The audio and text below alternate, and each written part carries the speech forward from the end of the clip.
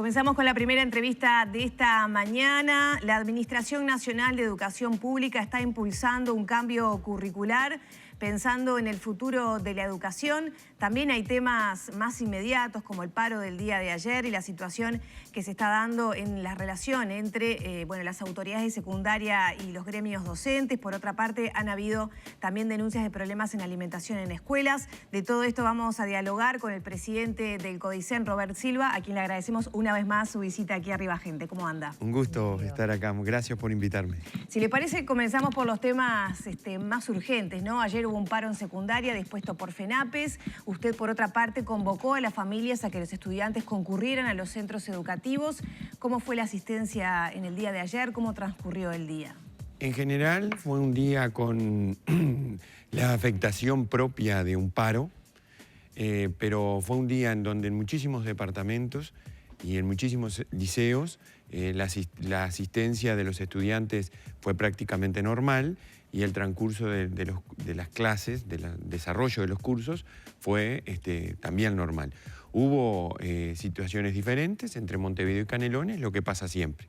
Pero creo que un número importante de estudiantes no perdieron un día de clase, que como siempre decimos, un día menos de clases es un día menos de oportunidades. ¿Hubo un cambio, es decir, fueron más estudiantes que en otras oportunidades de paro? A ver, hoy no lo podría evaluar porque no sería responsable ni serio porque no tengo los datos. Secundaria está haciendo el relevamiento.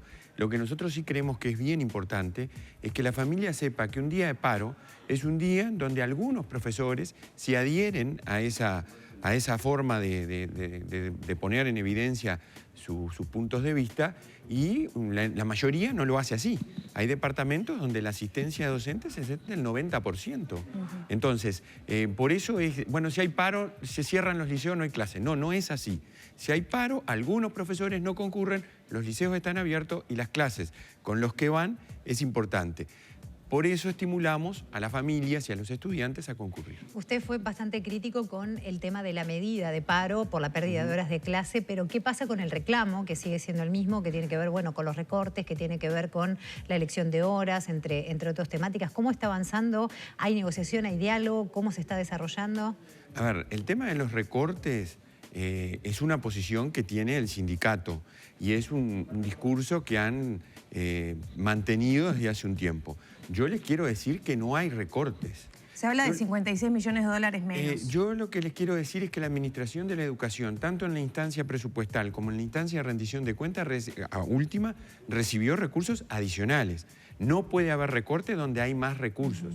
Sí hay una situación vinculada a los salarios que pasa con todo el funcionariado público en general, que es la actualización en función del aumento que debió ser atendiendo la inflación y el que ha sido en función de las posibilidades del país. ¿Va a haber menos grupos el año pasado? ¿El año que viene, perdón? Yo quiero decir que no hay recorte. Nosotros tenemos una responsabilidad muy importante, que es administrar los recursos que la gente nos da. La educación pública la paga la gente con sus impuestos. Y nosotros lo que hacemos es tratar de administrarlo de la mejor manera posible, en particular en la creación de grupos. Ni un solo niño, ni un solo estudiante va a quedar fuera. En 2022 en secundaria, ¿va a haber más o menos grupos que va a haber los grupos que se necesiten en función de las proyecciones, de los requerimientos y de las necesidades que cada comunidad educativa. Nosotros en esto hemos sido claros. Le hemos encargado esta tarea, secundaria lo ha hecho porque es un tema que está en la dirección de secundaria, a los inspectores. Los inspectores, junto con los equipos directivos, es gente de carrera, no es gente que está porque esta administración las puso. Vienen desde hace mucho tiempo. Entonces se está proyectando los grupos en función de esas realidades. Y no van a haber grupos donde no se requieran grupos y van a haber grupos donde allí se requieran para asegurar continuidad educativa y sobre todas las cosas para atender las necesidades que se van planteando. ¿La cantidad de alumnos por grupo se va a mantener? Aunque haya menos, si hay menos matrícula, probablemente haya menos grupos. Pero ¿qué pasa con cuántos estudiantes Nosotros hay? Tenemos la cantidad de grupos la cantidad de estudiantes por grupo establecida, eso no lo hemos cambiado. Lo que sí atendemos es la cuestión vinculada a los turnos. Yo voy a poner un ejemplo para que la gente lo comprenda, porque a veces se recortan grupos. Bueno, a mí me ha tocado visitar centros educativos en el extremo de grupos creados que no tienen estudiantes y además en el mismo turno 2 grupos con 10, con 8, con 9 estudiantes cada uno. Y ahí perfectamente podemos tener un solo grupo. ¿Y qué implica eso? Implica que los recursos que mal se destinaban a un grupo que no era necesario pueden ir a otro lugar donde se requieran grupos, donde se requieran tutorías. Acá yo quiero que a la gente le quede claro. Nosotros no vamos a utilizar recursos públicos para educación con otro destino que no sea educación, pero estamos empeñados en que los recursos que tenemos para la educación pública del país se utilicen de la mejor forma posible, atendiendo los requerimientos que los liceos, las UTU y las escuelas tienen. ¿En algún momento no fue así? Es decir, en el acierto o en el error y con la discrepancia que puede generar, obviamente, el tema de educación, las autoridades siempre quieren hacer lo mejor posible y tener los mejores resultados. Yo no tengo duda. ¿Alguna vez no se usaron recursos de la educación para educación? Nosotros tenemos muchos recursos que podemos optimizar su uso, que no es recortar. Yo cuando era consejero de Codicen lo manifesté muchas veces en la administración anterior. Hoy soy presidente y asumo la responsabilidad de decir que nosotros podemos utilizar de mejor forma los recursos que la sociedad nos da. Y los que estamos en educación sabemos que es así. Yo he visitado centros educativos, he hablado con directores, con profesores, y somos conscientes que ello lo podemos hacer y estamos empeñados en hacerlo. Hubo también en las últimas horas un reclamo que llegó, en este caso por parte de la FUM, con respecto a la alimentación de los escolares, que fue otro de los temas recurrentes durante todo este 2021, hablando de un posible faltante de cara a esta última etapa del año. ¿Qué puede decir al respecto? Yo quiero decir a la gente, primero agradecer, porque en este país somos, si no el único, nos deben sobrar los dedos de las manos, que tenemos un impuesto que la gente paga desde hace décadas para asegurar la alimentación de los niños en las escuelas. Y eso nos da una tranquilidad bárbara. Plata para la comida de los chiquilines hay. Lo que nosotros estamos haciendo es optimizando y estamos profesionalizando el uso de esos recursos. Hemos hecho lo que no se tenía y aunque parezca mentira, es así. No había un padrón de niños usuarios de los comedores escolares. No lo había. Había una planilla Word en donde cada escuela marcaba la cantidad de niños y ahí se hacía un paquete general y se destinaban los recursos. Nosotros ahora estamos profesionalizando, estamos además valorizando el trabajo de nutricionistas y de los equipos técnicos en apoyo a las escuelas y a los directores que tienen una ardua tarea para que esos recursos, casi 50 millones de dólares, que se destinan a la comida de los niños y de algunos adolescentes de educación media, se haga de la mejor manera y se haga cada vez más. Pero puntualmente ahora, en este caso de las ahora, 160 lo que ha escuelas pasado, que está miren, hay veces que a uno le sorprende, hasta diría, el accionar, hasta rozando la mala fe de algunas organizaciones. Hubo un comunicado hace unos días de la Federación Uruguaya de Magisterio, y yo diría, poniendo dudas o generando, diciendo que hay problemas al cerrar el año con la alimentación escolar. Y nosotros le queremos asegurar a la gente que la comida y la alimentación de nuestros niños no solo está asegurada ahora, estuvo asegurada en épocas de pandemia. 2020 y 2021 fueron los años que más días de alimentación escolar se atendieron. Y eso hay que decirlo, porque es así. Fin de año ahora, ¿qué es lo que pasa? La educación pública tiene 2.200 comedores, 2.200 escuelas, 2.169 si no me equivoco, que dan servicio de alimentación. Hay 161 escuelas que tienen un servicio terciarizado, cuya licitación vence ahora los primeros días de diciembre. Se está en un proceso por parte de la Dirección General de Educación Inicial y Primaria de renovar la contratación en un marco de una licitación pública. Eso ha tenido todo lo que tiene que tener un proceso de este tipo, es complejo, hay funcionarios de primaria que obviamente no son los que estamos circunstancialmente. Es gente que tiene mucha carrera y que ejerce su profesión desde hace muchísimos años de forma muy responsable, que está trabajando. Del 5 al 21 nos quedan unos días en donde, ¿qué es lo que va a pasar? Se les pide a esos 161 escuelas de 2.200 que opten por la empresa que ya venía o por otra empresa para que les brinde el servicio por esos días, presenten las facturas y se van a pagar esas facturas. Una compra directa. No es más que eso, es una compra directa. Y es por como esos se días. hizo en época de pandemia. Y después es solo por 12 días. reinicia la licitación con la licitación. Y en marzo, cuando comiencen las clases, vamos a tener la nueva licitación intervenida por el Tribunal de Cuentas, con todas las garantías, y el servicio terciarizado va a comenzar. ¿Todas las escuelas disponen del dinero como para poder No, cubrir pero eso? es un dinero central que nosotros Por lo eso tenemos. se paga, no tienen que pagarlo primero y después van a conformar el servicio, como lo Está hacen cubierto. hasta ahora. Miran la factura y dicen, bueno, muy bien, se conforma el servicio, pero va a ser una contratación directa con el mismo proveedor. Obviamente que si alguna escuela quiere cambiar, lo puede hacer. Pero nosotros tenemos proveedores que están siendo controlados, auditados, lo que no pasaba antes tampoco, y que lo hemos establecido ahora.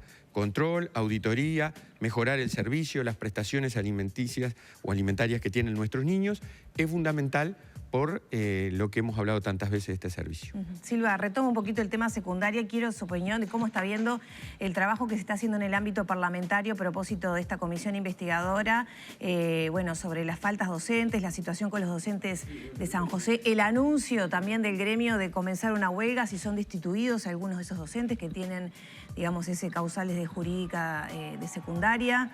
Y en ese marco las relaciones que tienen que continuar, ¿no? Sí, porque sin duda. el día a día Nosotros sigue. tenemos muy buen vínculo. Miren, a mí a veces me llama la atención algunos reclamos que escucho, porque solo en una república bananera o en alguna dictadura de las que hay en América se puede pretender que un presidente o que una directora general o quienes estamos circunstancialmente en estas responsabilidades de gobierno podamos intervenir en un informe técnico de una división jurídica. Lo que aquí hay, según lo que he escuchado en la prensa, porque es un tema que no está en el Codicen, es un informe preliminar de la división jurídica con una sugerencia de sanción en el marco de un proceso sumarial que es secreto y que es reservado. Y a partir de ahí se ha generado toda una situación en donde prácticamente ya se da como un hecho consumado ese primer informe con esa sugerencia.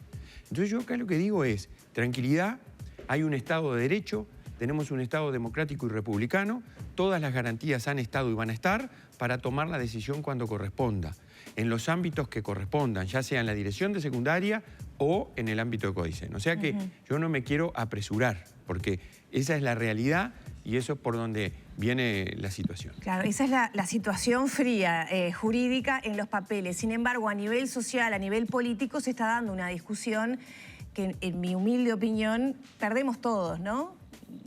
Si se demonizan a los docentes, si se califica de autoritario a las autoridades de la educación.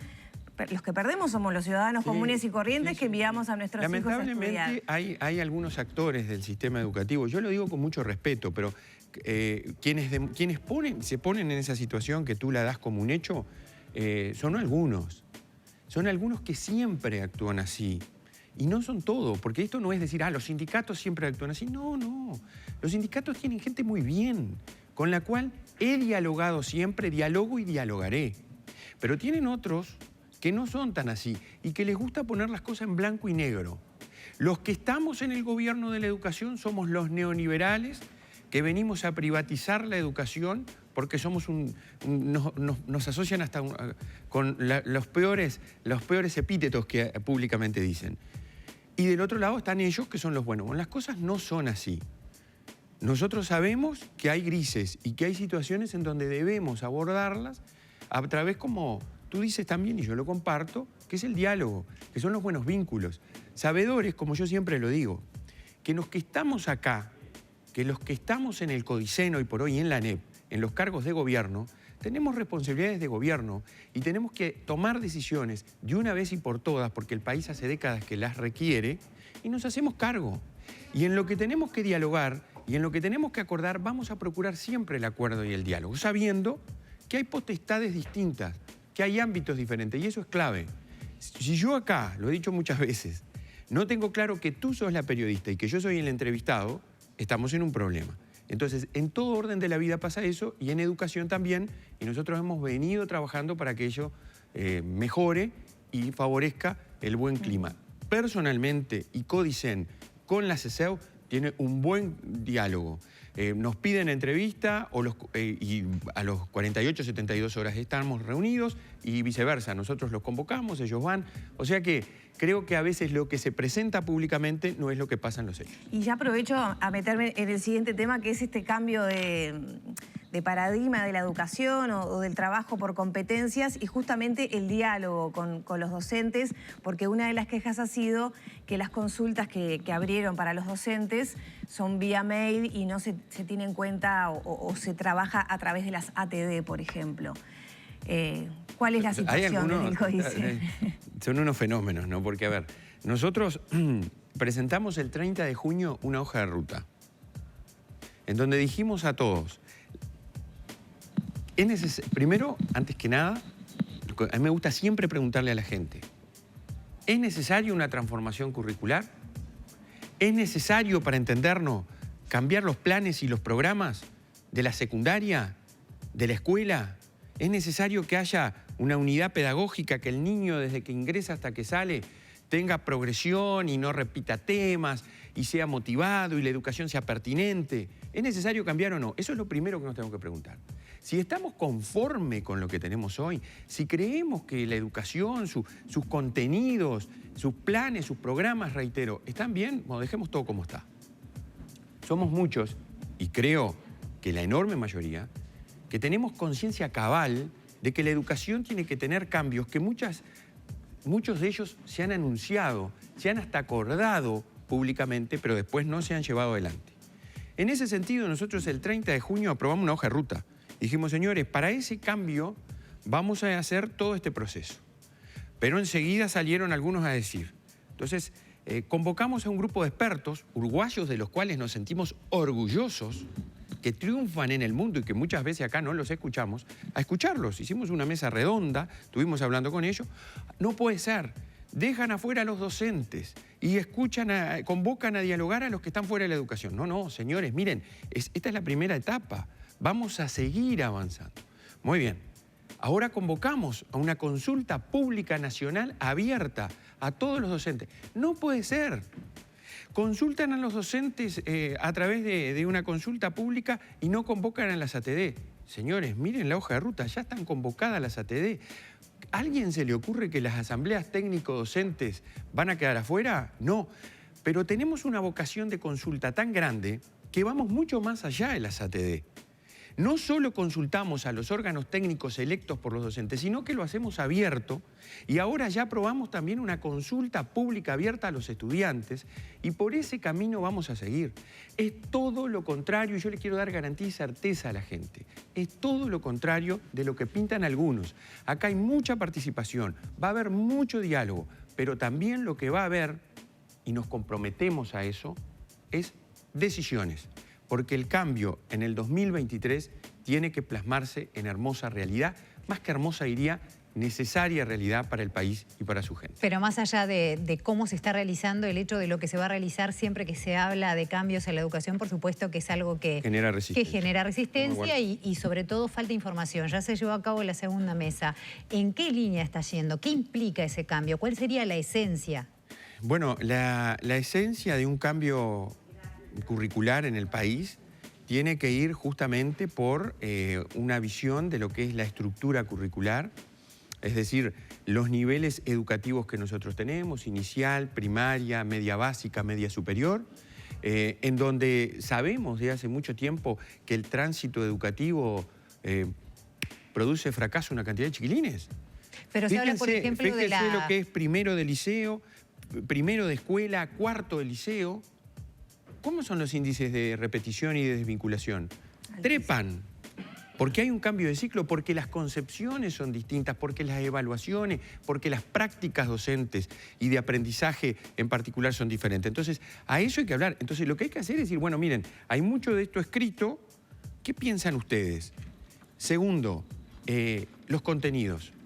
Tercero, las competencias que tienen que tener los estudiantes. Las competencias. Se habla de enfatizar, pero para la gente que nos está mirando, ¿qué quiere decir eso? ¿Qué cambia? Nosotros tenemos que establecer claramente cuando el estudiante va avanzando y va terminando ciclos educativos, porque ya esto de que el Uruguay hace de que mira por año, ya en el mundo ha cambiado y todos lo sabemos. Basta mirar los sistemas educativos, porque se apuesta al desarrollo emocional y al desarrollo cognitivo y al desarrollo general de los estudiantes más allá del año. A ver, primero y segundo de escuela, ¿cuánto hace que venimos diciendo, bueno, a ver, ¿tienen que repetir en primero?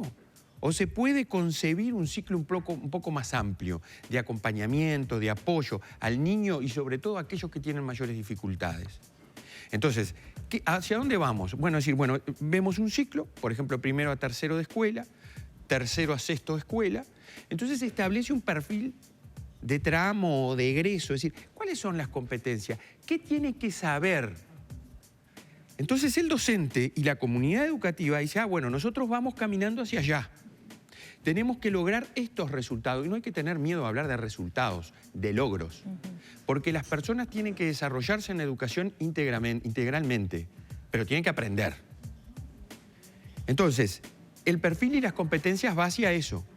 ¿Y cuáles son entonces los contenidos que tienen que haber? Porque no tiene que ponerse una oposición entre contenido y competencia. ¿Qué tiene que saber? ¿Qué tiene que saber hacer? ¿Qué tiene que saber ser? ¿Cuáles son los contenidos que tienen que haber? ¿Cómo tienen que estar secuenciados? A ver si nos entendemos así, para lograr esas competencias. Y a partir de ahí viene el cambio en la estructura, en los planes y el cambio en los programas. Y lo vamos a hacer con diálogo con los docentes, con diálogo con el mundo técnico, con diálogo con la sociedad civil y con los trabajadores y con las empresas y con la sociedad en su conjunto. Y no hay que tener miedo, no hay que excluir a nadie, hay que tener actitud amplia para convocar y para poder cambiar. Silva, tenemos que cerrar. ¿Existe la posibilidad de comenzar las clases en febrero? Como hay ya voces que están pidiendo, por ejemplo, adelantar el comienzo de clases. Nosotros este año tenemos una situación, nosotros alargamos, nosotros con el esfuerzo de la mayoría de nuestras maestras y de nuestros profesores y el de las propias familias, porque miren que en esta época de pandemia la familia, las madres en particular, lo dicen los estudios que tenemos, han jugado un rol protagónico en la educación de sus hijos. Han puesto todo para que estemos terminando de la mejor manera y siendo una excepción. Yo el otro día hablaba con un colega que está en un ministerio de educación de otro país. Están diciendo, bueno, vamos a ver si volvemos a lo semipresencial. Yo quiero decir, el Uruguay tiene que valorar la situación que logró. Esfuerzo comunidad educativa, esfuerzo de la familia. Estamos terminando este año un poco más allá de lo previsto, ¿no? El año que viene nosotros esperamos en febrero tener cuestiones vinculadas sobre todo en educación media, como ya lo hicimos el pasado, a apoyaturas a nuestros estudiantes, porque la evaluación hemos puesto 3 tramos, ¿no? Cuando culmina ahora, hasta diciembre y luego en febrero, y las clases, creo yo, lo tenemos que deliberar, pero estarían comenzando en marzo, previa planificación, estamos con un macro concurso en primaria de equipos directivos, estamos con mucha cosa a pesar de la pandemia. ¿Cuándo se define? Supongo que nuestra idea, ¿saben cuál es? Es darle una certeza a la familia que no la hemos tenido en los últimos años. Es elaborar un calendario de todo el año 2022 para que la familia pueda, en definitiva, saber, bueno, las clases comienzan acá, turismo es acá, vacaciones de julio es acá, septiembre finalizan en esta fecha, en fin, dar un cronograma. La semana que viene esperemos tener alguna novedad. Bien. Muchas gracias, Silva. Gracias. Gracias a ustedes, un gusto. Cerramos por aquí entonces la entrevista con el presidente del CODICEN, Robert Silva. Son las 9 de la mañana, 29 minutos.